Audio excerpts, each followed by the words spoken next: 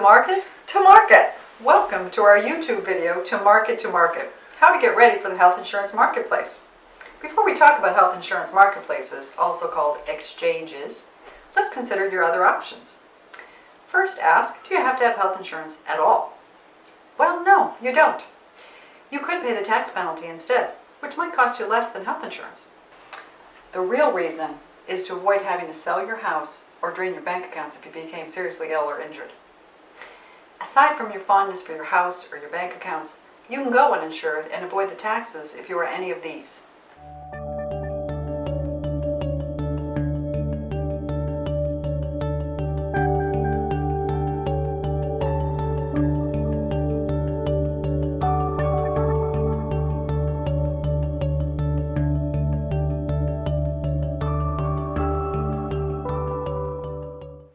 Assuming you are not any of these, your choices are to buy health insurance or pay the tax.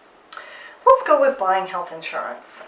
If you have Medicare or Medicaid, no worries. You already have government-subsidized health insurance.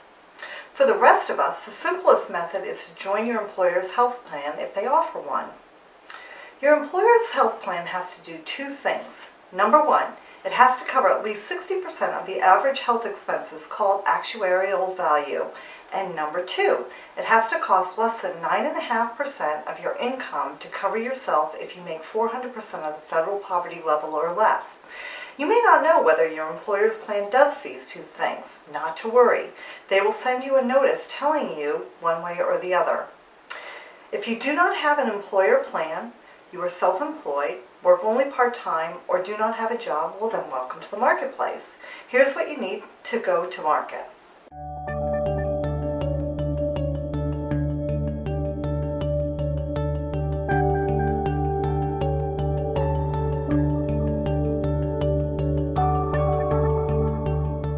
The most important data point is your household income.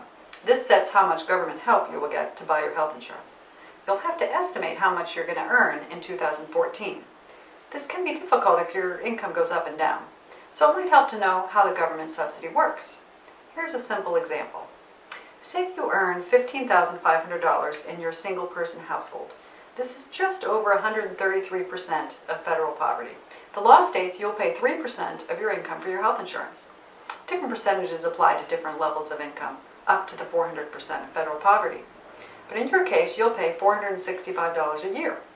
The government will pay the difference each month to your health plan. Now, imagine you get a raise or change jobs and make more money. When you file your taxes, you'll put in your actual income.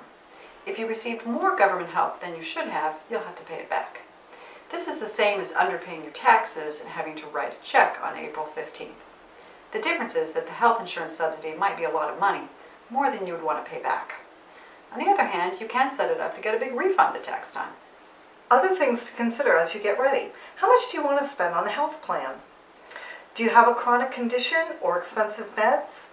Will you be getting married, graduating from school, or turning 26 in 2014?